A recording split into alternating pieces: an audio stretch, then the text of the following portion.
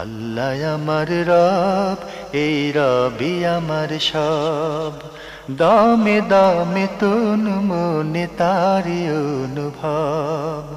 তোমার দুনিয়াতে আমি যেদিকে তাকাই, অথই নিয়ামতে ডুবে আছি সবাই।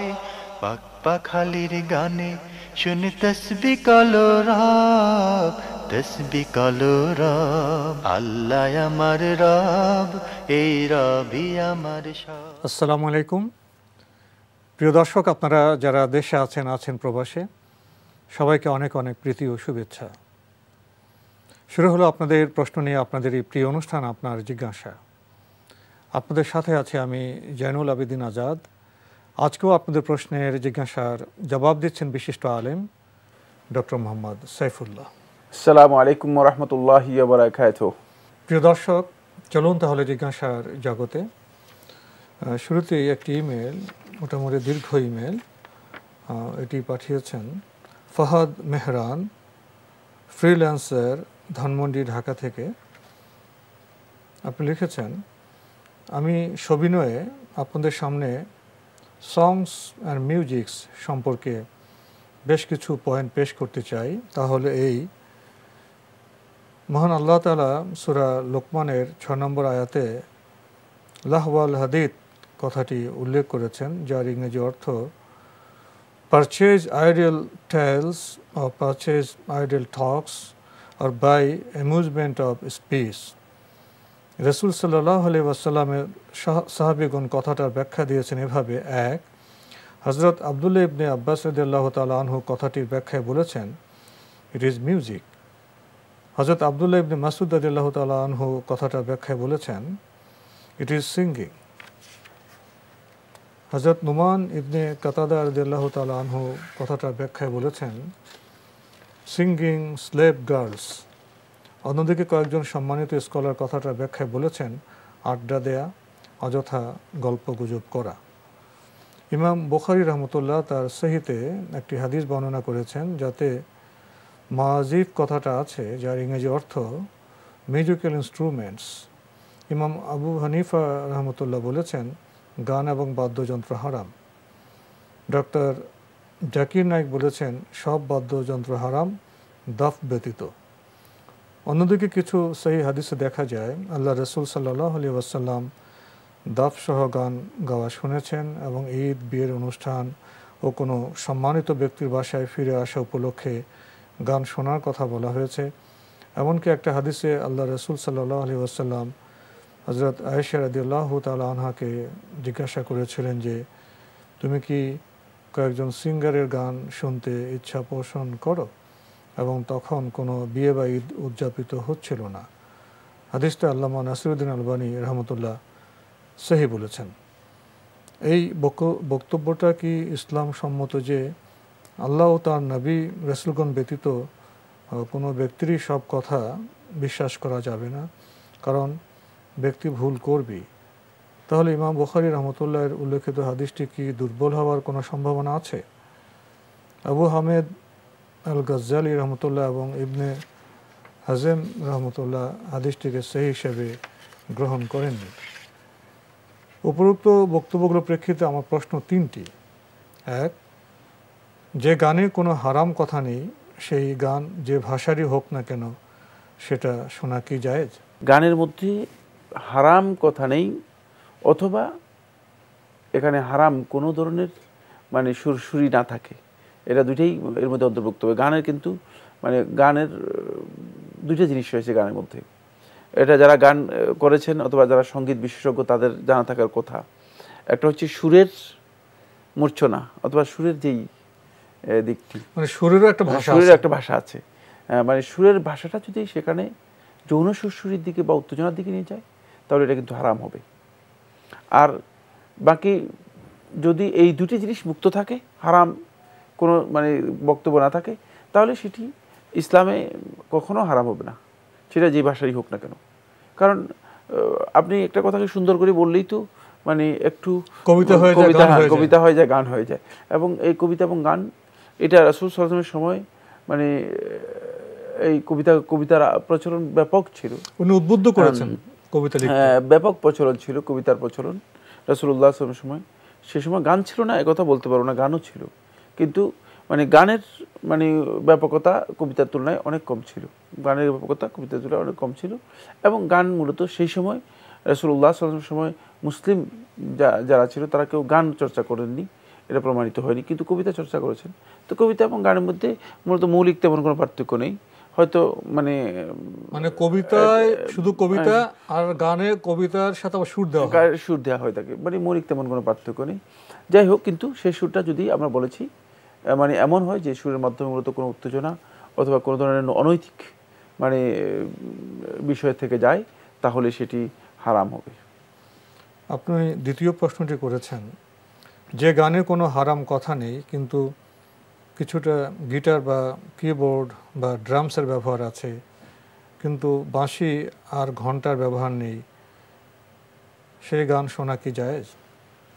না, ওটা আপনি ওই যে যেহেতু বুখারী রহমতুল্লাহ যে হাদিসটি উল্লেখ করেছেন আসিফের হাদিসটি, এই সমস্ত ওলামায়ে কেরামের ঐক্যমতে সহিহ।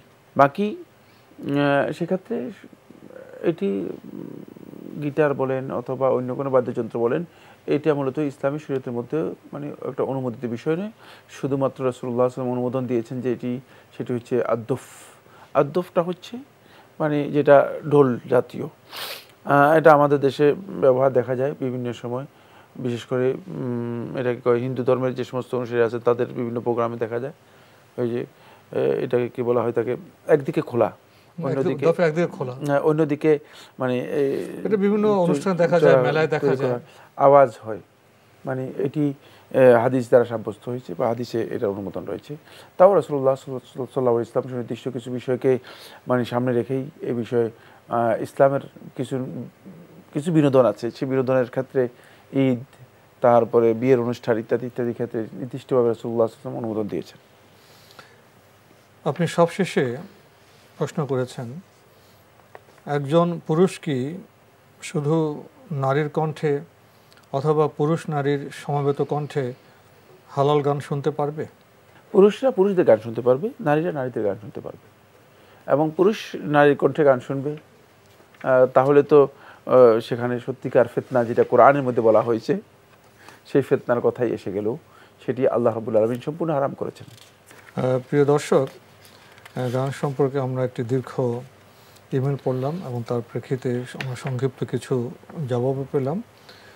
এবার আমাদের হাতে একটি ইমেল, এটি পাঠিয়েছেন সাকিব শাহাদাত। আপনি লিখেছেন, is it true that the narrator Muhammad ibn Ismail in the hadith about placing the hands on the chest found in Sahih ibn Khuzaimah narrated by Well ibn Huzur was declared Munkarul Hadith by Imam Bukhari.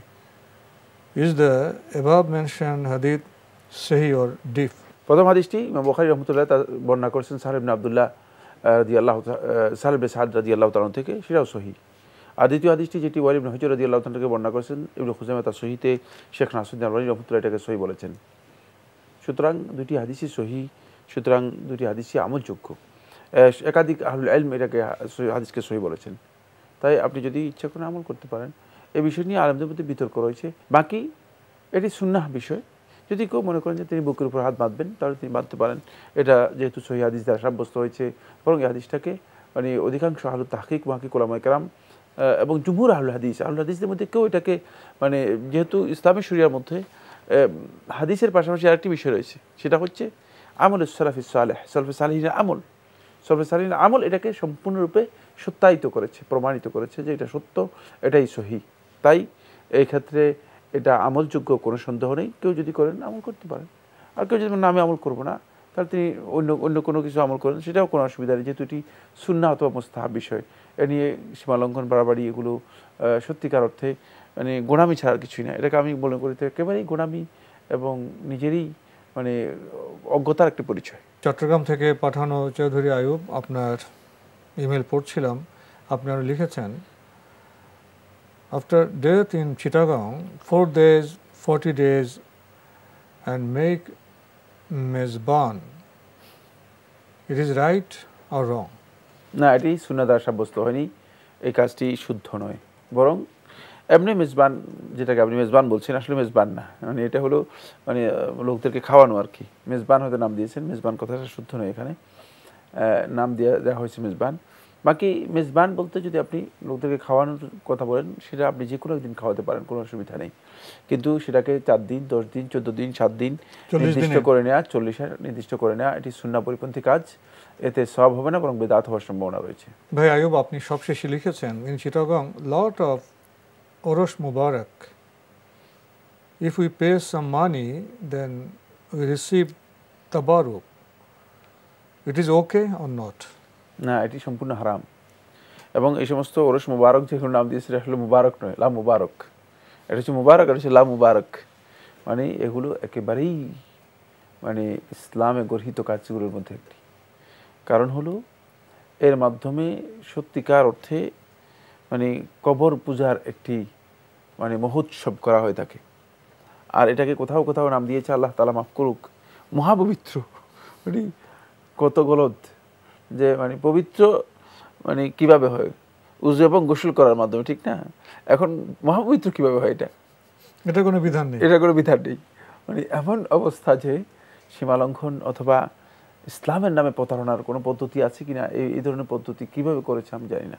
এবার আমাদের হাতে আরও একটি email, এটি পাঠিয়েছেন খুরশিদা চট্টগ্রাম থেকে।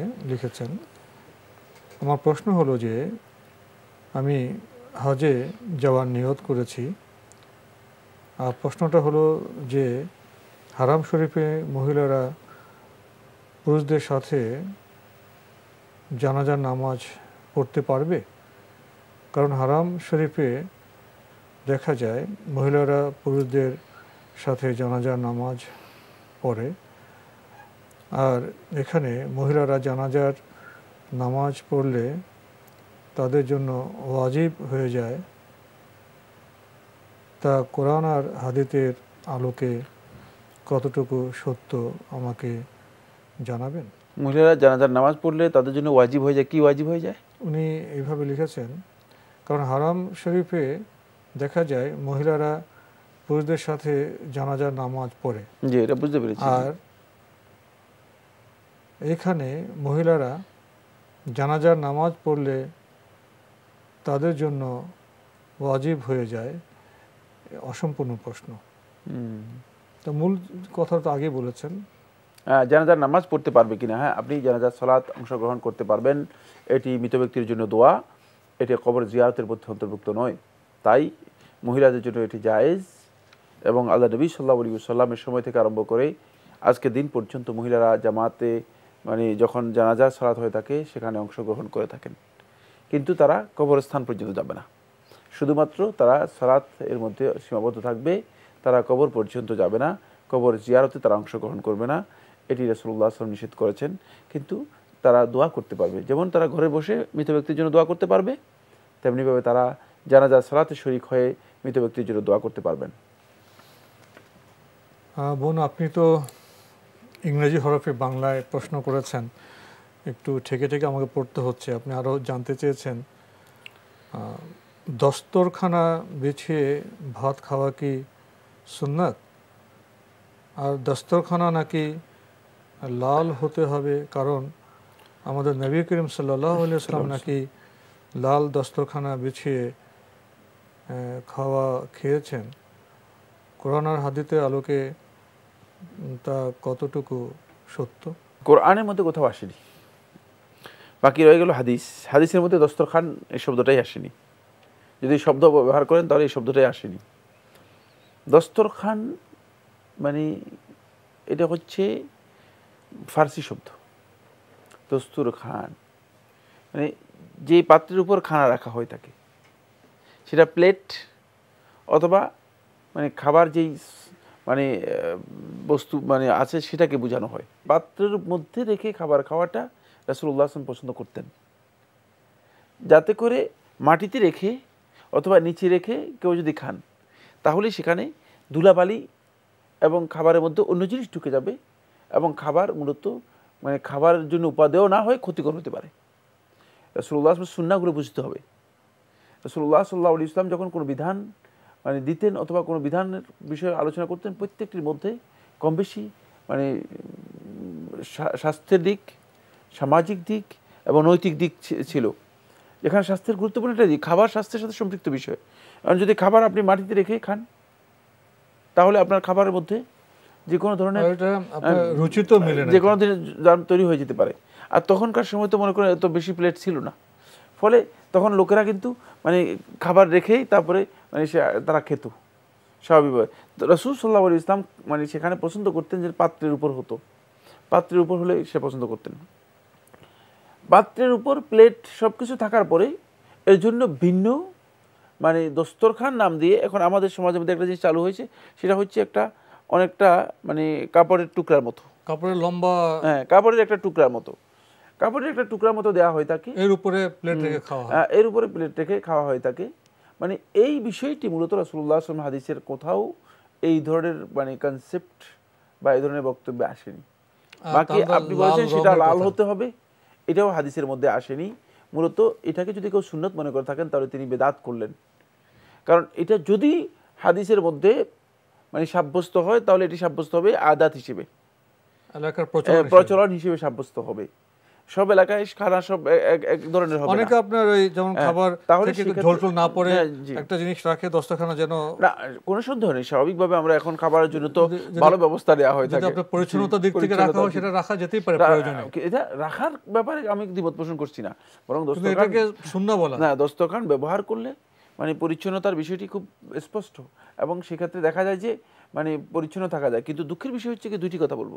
এক নম্বর point হচ্ছে দস্তরখান নাম দিয়ে, দস্তরখান নাম দিয়ে যে জিনিসটা দেওয়া হয়ে থাকে এটা এত ময়লা এত দুর্গন্ধ যে বহু আগে এর উপর খাবার দিলে কোনো একজন ব্যক্তির সত্যিকার অর্থে মানে এর দুর্গন্ধেই খাওয়াটা তার জন্য মানে জায়েজ হবে। অনেক ক্ষেত্রে আমরা এটা লক্ষ্য করেছি যে এটা মানে অত্যন্ত পুরাতন কাপড় নিয়ে আসা হয়, অনেকটা খাবারের নিচে দেওয়া হয়, ধোয়া হয় না। এটা একটা দিক। দ্বিতীয় নম্বর দিক হচ্ছে মানে এই কাপড় দেওয়াটা খাবারের নিচে, এটাকে যদি সুন্নাহ মনে করা হয় থাকে, রাসূলুল্লাহ সাল্লাল্লাহু আলাইহি ওয়াসাল্লাম এটা তাআব্বুদি বিষয় হিসেবে আখ্যায়িত করা হয় থাকে, তাহলে এটি বেদাত হবে, এটি জায়েজ নেই। এটা আমাদেরকে বুঝতে হবে মানে বিষয়টি আসলে কি স্পষ্ট হয়েছে কিনা। সুন্নাহ হিসেবে নয়, যদি কেউ কোনো জায়গায় কোনো বিশেষ প্রয়োজন ব্যবহার করতে পারবেন, এটা ব্যবস্থাপনার বিষয়, এটা পরিচ্ছন্নতার বিষয়, কিন্তু এটাকে সুন্নত হিসেবে চালিয়ে দেওয়ার কোনো সুযোগ নেই। আবার লাল করার কোনো প্রয়োজন নেই, লাল রঙের বিষয়টি এখানে যোগ করার কোনো প্রয়োজন নেই। আজকে আমাদের এখানেই শেষ করতে হচ্ছে। আপনাকে অনেক ধন্যবাদ। আপনাকে অবশ্যই ধন্যবাদ। প্রিয় দর্শক, বিভিন্ন জায়গায় দেশে জনপদে ওরফ প্রচলন প্রথা হিসেবে কিছু বিষয় এসে গেছে। বাস্তব প্রয়োজনে মানুষ অনেক কিছু করে থাকে। এই প্রথায় প্রচলনে যদি কোনো ক্ষতিকর বা হারাম বিষয় না থাকে, সেটা হতে পারে বাস্তব প্রয়োজনে, ব্যবস্থাপনার প্রয়োজনে। কিন্তু এইসব বিষয়কে হাদিস বলে চালিয়ে দেওয়ার কোনো সুযোগ নেই। যেটা রাসূল বলেননি, করেননি, সেটা তার নামে চালিয়ে দেওয়া বড় গুনার কাজ। এ বিষয়ে আমাদের সচেতন থাকতে হবে সতর্ক। চিঠি লিখুন, প্রশ্ন পাঠান আমাদের ঠিকানায়। পরিচালক আপনার জিজ্ঞাসা, এনটিভি, বিএসসি ভবন, 7ম তলা, 102 কাজী নজরুল ইসলাম এভিনিউ, কারওয়ান বাজার, ঢাকা 1215। আপনারা ইমেলও করতে পারেন। আমাদের ইমেল অ্যাড্রেস আপনার জিজ্ঞাসা @ntvbd.com। প্রিয় দর্শক, আপনারা আমাদের এই অনুষ্ঠানে এনটিভি অনলাইনেও দেখতে পারবেন। ভিজিট করুন www.ntvbd.com। দর্শক, আপনারা সবাই নিরাপদে থাকুন শান্তিতে। আসসালামু আলাইকুম। আমার রব, এই রবি আমার সব, দামে দামে তন মনে তারি অনুভব। তোমার দুনিয়াতে আমি যেদিকে তাকাই, অথই নিয়ামতে ডুবে আছি সবাই। পাক পাখালির গানে শুনে তসবিহ কলরা।